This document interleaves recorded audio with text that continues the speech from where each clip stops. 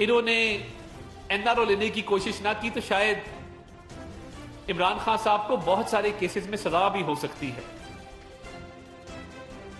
इमरान खान साहब को foreign funding के केस में बाकायदा एफआईए की तरफ से एक कॉल अप नोटिस इशू किया गया है और इस केस में सैफ नियाजी साहब मफरूर हैं, वो एफआईए को मतलूब हैं। अभी तक ना उन्होंने कॉल अप नोटिस का जवाब दिया है, ना उन्होंने एफआईए के सामने पेश हुए हैं, ना उन्होंने अदालत से रुजू किया है। हमारी इत्तला के मुताबिक वो पेशावर में रुपोश हैं क्योंकि तमाम फाइलों पर, तमाम दस्तावेजात पर सिग्नेचर सैफ नियाजी साहब के। अब ये कल जो नोटिस जारी किया गया है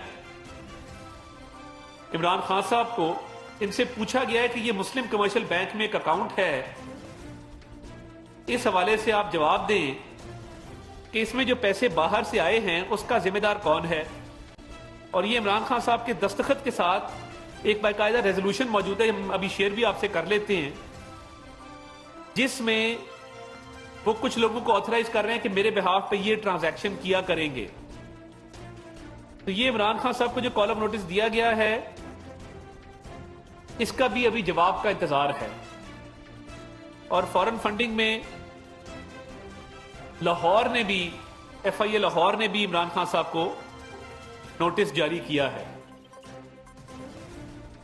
इसके अलावा जब ये सारी बातें सामने आएंगी और तारिक शफी नामी एक कराची के बिजनेसमैन हैं जिनके अकाउंट में 2.1 मिलियन डॉलर आए हैं आरिफ नकवी के अकाउंट से, और फिर उन्होंने अपने अकाउंट से वो पैसा ट्रांसफर किया है तहरीक इंसाफ के अकाउंट में, 2.1 मिलियन डॉलर जो मुबैना तौर पे वूटॉन क्रिकेट क्लब से कमाया गया पैसा है जो तारिक शफी साहब के अकाउंट में आता है। तारिक शफी साहब वो पैसा ट्रांसफर करते हैं तहरीक इंसाफ के अकाउंट में।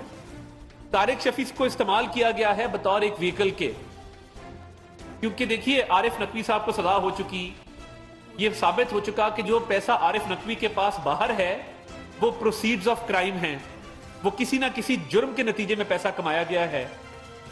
अब ये 3 एफआईआर हो चुकी हैं फॉरेन फंडिंग पे, एक इस्लामाबाद में, एक कराची में और एक लाहौर में, जिसमें बहुत सारे लोगों ने बेलें करा ली हैं, कुछ की अरेस्ट के बाद बेल हुई जिस तरह हामिद जमान साहब की लाहौर में हुई, कुछ मफरूर हैं और इमरान खान साहब को जो नोटिस गए हैं अभी तक उसका जवाब मौसूल नहीं हुआ। अब तारिक शफी साहब को जब क्वेश्चनिंग की जाती है तो वो कहते हैं मुझे कुछ याद नहीं है कि मेरे अकाउंट में ये 2.1 मिलियन डॉलर कौन डाल गया, मुझे कुछ याद नहीं है कि मैंने ये पैसे आगे तहरीके इंसाफ के अकाउंट में क्यों ट्रांसफर किए, मुझे कुछ याद नहीं है कि आरिफ नकवी से मेरे क्या मामलात हैं और आरिफ नकवी ने मुझे ये पैसा क्यों भेजा।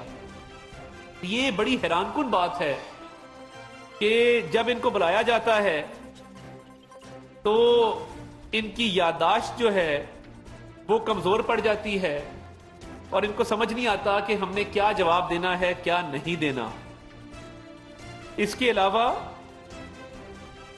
ये तहकीकात में बहुत पेशरफ्त हो चुकी है और तारिक शफी साहब के हवाले से इस तरह आवाज सामने आ गया है कि जिसमें जब ये चलान जमा होगा तो आप देखेंगे कि बहुत सारे हैरानकुन इंकशाफात होंगे। इसके अलावा जो इंक्वायरी चल रही है वो साइफर के मामले पे इंक्वायरी चल रही है। साइफर के मामले पे आजम खान साहब प्रिंसिपल सेक्रेटरी अगस्त से ही मुल्क से फरार है। हम आज नवंबर के महीने में बैठे हैं, 4 माह हो गए हैं। आजम खान साहब तो इस्लामाबाद से हिलने का नाम नहीं लेते थे, आजम खान साहब तो पीएम ऑफिस से बाहर निकलने का नाम नहीं लेते थे। इक़्तिदार के मजे लूटने वाला प्रिंसिपल सेक्रेटरी आज क्या वजह बन गई कि 4 माह से आप मुल्क से बाहर हैं। आज आजम खान साहब ने एक ईमेल लिखी है एफआईए को, जब उनको साइफर के मामले पे कॉल अप नोटिस दिया गया और कहा गया कि आप जवाब दें कि ये साइफर वाली साजिश आपने क्यों की, क्योंकि असल साजिश तो साइफर वाली है जो घड़ी गई है, जो बनाई गई है, जिससे मुल्क को नुकसान पहुंचाने की एक साजिश की गई है। तो मौसूफ जो हैं अगस्त से बैरून मुल्क हैं। आज उन्होंने कहा है कि मैं 15 दिन बाद शायद पाकिस्तान आ जाऊं।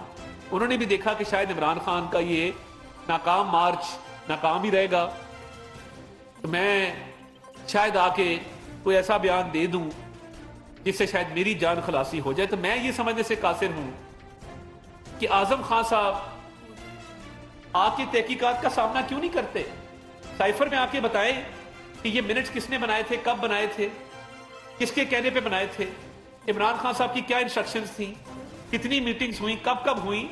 ये बड़े गौर तलब सवालात हैं जिनका जवाब आना लाजमी है। आज आप कह रहे हैं कि मैं 15 दिन बाद आऊंगा।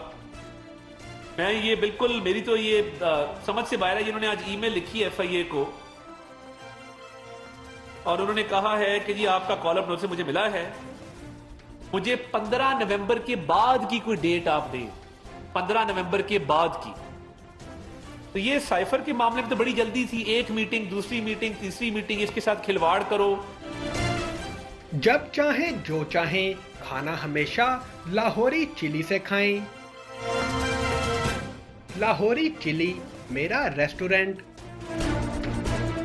मेरा भी तो है। मेरा भी तो है। मेरा भी तो है। मेरा भी तो है। मेरा भी तो है। मेरा भी तो है। मेरा भी तो है। हम सबका रेस्टोरेंट। लजीज, ताज़ा, सेहत बख्श खानों की वसी variety. Lahori chili restaurant and sweets, 1026 Coney Island Avenue, Brooklyn, New York 11230। Manager Amanullah Farooqui, 7188591400।